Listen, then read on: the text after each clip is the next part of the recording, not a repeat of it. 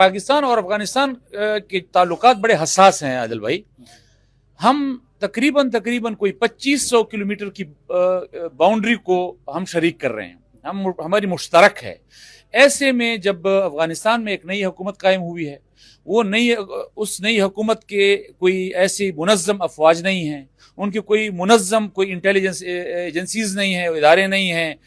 आप और उनसे गिला कर रहे हैं और बजा कर रहे हैं, क्योंकि ये पाकिस्तान की सलामती का सवाल है कि जी अगर वहाँ से कोई तश्कीलात होती हैं तो फिर उन तश्कीलात को पाकिस्तान में अगर इस्तेमाल किया जाता है तो पाकिस्तान उस पर जो है वो रिएक्ट करेगा। यही कुछ वो आपके बारे में कहते हैं। असल बात ये नहीं है, असल बात यह है कि हमें इन चीज़ों को एयर स्ट्राइक्स की बुनियाद पर हल नहीं करना। हम पड़ोसी हैं, हमने इसका हल निकालना है कि हम पाकिस्तान की सरजमीन के खिलाफ कहीं भी अगर साजिश हो रही है तो अगर हम अफगानिस्तान की हुकूमत के बारे में समझते हैं तो उनसे बात करनी पड़ेगी कि अफगानिस्तान के जो है वो हमारे पड़ोसी, हमारे बिरादर इस्लामी मुल्क है, ये सरजमीन पाकिस्तान के खिलाफ नहीं इस्तेमाल होनी चाहिए। बेआईनी ही वो आपसे भी यही मुतालबा करेंगे कि पाकिस्तान की सरजमीन जो है वो अफगानिस्तान के खिलाफ इस्तेमाल नहीं होनी चाहिए। लेकिन इसके पीछे अगर कोई एक और मुश्तरका जो है हमारा दुश्मन है, जो हमारे कुछ पॉलिसीज़ की बुनियाद पर उनके करीब हुआ है, हमें उसको भी नहीं भूलना चाहिए कि ये कड़ियाँ अफगानिस्तान से होते हुए जो है वो कहीं और जाकर मिलेंगी। हमें उसकी बुनियाद को देखना पड़ेगा और बिल्कुल क्लियर कट दुनिया को बताना पड़ेगा कि पाकिस्तान में जो दहशतगर्दी हो रही है उसके पीछे हिंदुस्तान का हाथ है। वो चाहे अफगानिस्तान के रास्ते से हो, चाहे वो बराह रास्त हमारे पाकिस्तान में मुदाखलत करें, दोनों सूरतों में हमारे लिए नाकाबिल कबूल है। लेकिन बहरहाल पाकिस्तान और हिंदुस्तान की हमने जंग लड़ी, लेकिन हमने एक दूसरे के साथ सीज फायर और फिर मुज़ाकरात की मेज़ पर बात को हल किया। हमने ईरान और पाकिस्तान ने एक दूसरे के खिलाफ एयर स्ट्राइक्स की, लेकिन फिर हम मुज़ाकरात की मेज़ पर आए।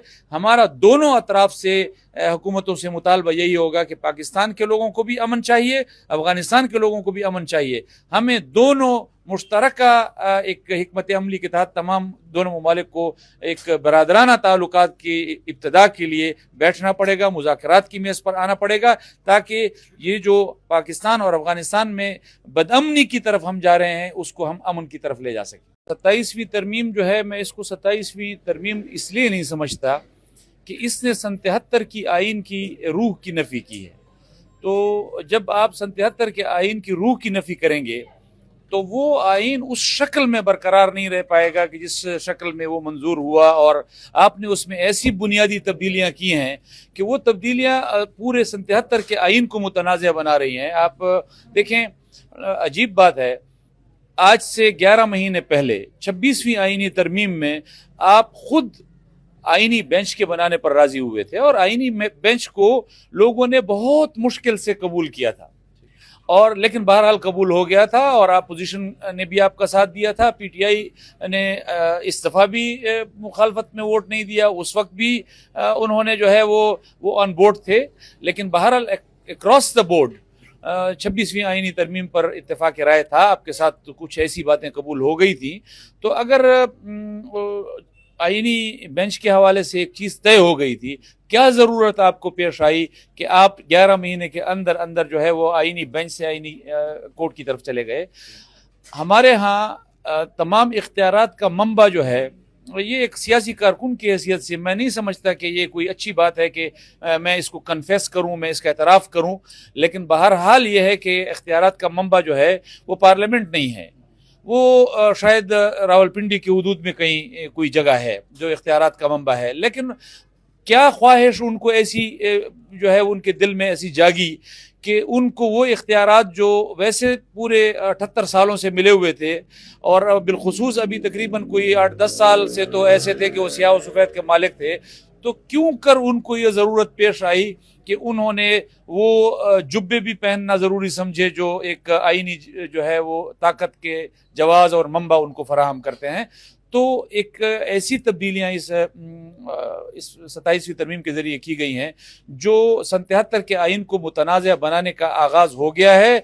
और खाकम बदहन अगर आपके और हमारे दरमियान में, अगर बलूचिस्तान और खैबर पख्तूनख्वा और पंजाब और सिंध के दरमियान एक मीसाक की मिल्ली जो है मुतनाज़ होता है, तो फिर उसका अंजाम पाकिस्तान के लिए ठीक नहीं होगा। ये हमारे ताकत के जो मुक्तदरा है, जो हमारे ताकत के ऐवान है या इदारे हैं, उनको तो समझ नहीं आता था। ये बात हमारे जमहूरियत के अलमबरदार पीपल्स पार्टी को समझ क्यों नहीं आई? ये हमारे जमहूरियत के अलमबरदार मुस्लिम लीग को समझ क्यों नहीं आई? ये हमारे जमहूरियत के अलमबरदार ANP को समझ क्यों नहीं आई? और मैं ज़रा थोड़ा सा एक कदम आगे बढ़कर ये ज़रूर कहना चाहता हूँ कि ये बात हमारे दोस्तों को अपोजिशन में होते हुए PTI को समझ क्यों नहीं आई कि उन्होंने उसके खिलाफ वोट देना मुनासिब नहीं समझा और उसको जो है वो खामोश रहना मुनासिब समझा है। तो मेरे ख्याल में इसके खिलाफ अगर आपको तने तनहा कोई आवाज़ नज़र आई है पार्लियामेंट के फ्लोर पर, तो वो जमीयत उलमा इस्लाम की है। इसी से आप अंदाज़ा लगा लें कि हम अपने आप को पाकिस्तान के साथ कमिटेड समझते हैं, हम अपने आप को आइन के साथ कमिटेड समझते हैं। जहाँ जहाँ हम देखेंगे कि ये चीज़ पाकिस्तान के खिलाफ जा रही है, ये चीज़ आइन के खिलाफ जा रही है, ये चीज़ जमहूरियत के खिलाफ जा रही है, ये चीज़ इस्लाम के खिलाफ जा रही है, तो फिर आप उन पिलर्स का इनकार कर रहे हैं जिन पिलर्स के लिए ये मुल्क जो है वो तख्लीक हुआ था। तो उसके लिए अगर कोई खड़ा है तो वो जमीयत उलमा इस्लाम है, और इस पर मुझे फ़ख्र है।